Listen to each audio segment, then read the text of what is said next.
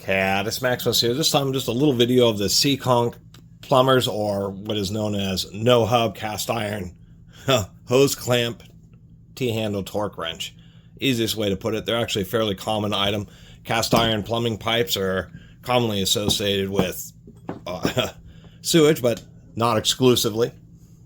People know them on the sides of old buildings where you have these big cast iron pipes, and then the lower pipe comes up and has a big flange, and then the upper pipe kind of seats into that flange. That's called the hub. That's changed to more modern systems where you just have two pieces of cast iron pipe that come together, and then there's just a big rubber sleeve with two hose clamps on each side, and that's what these are used for, is those hose clamps.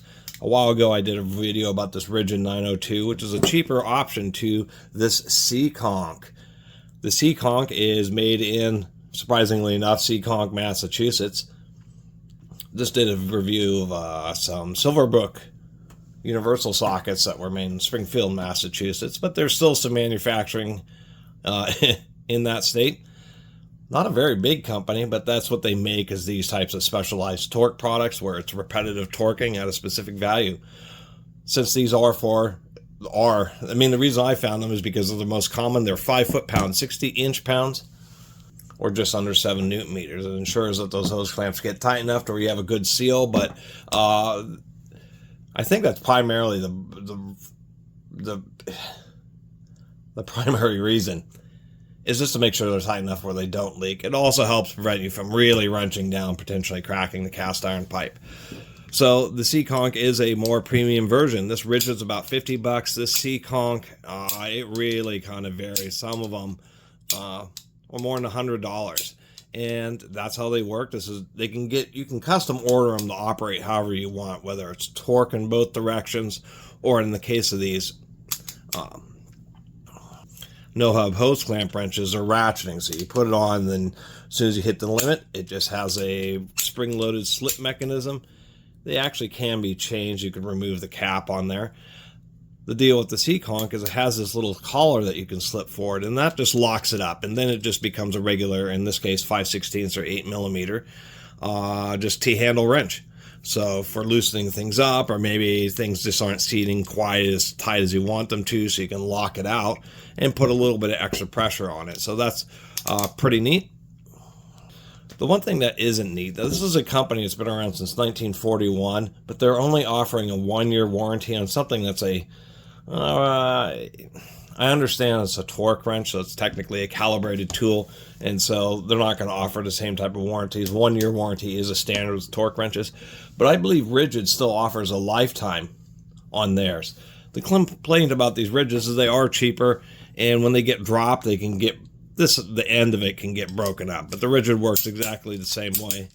Has a little collar that you can kind of pull on to help restrict the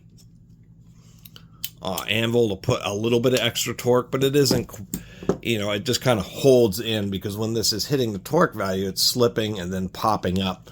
That's how all these work, because of the ratchet mechanism.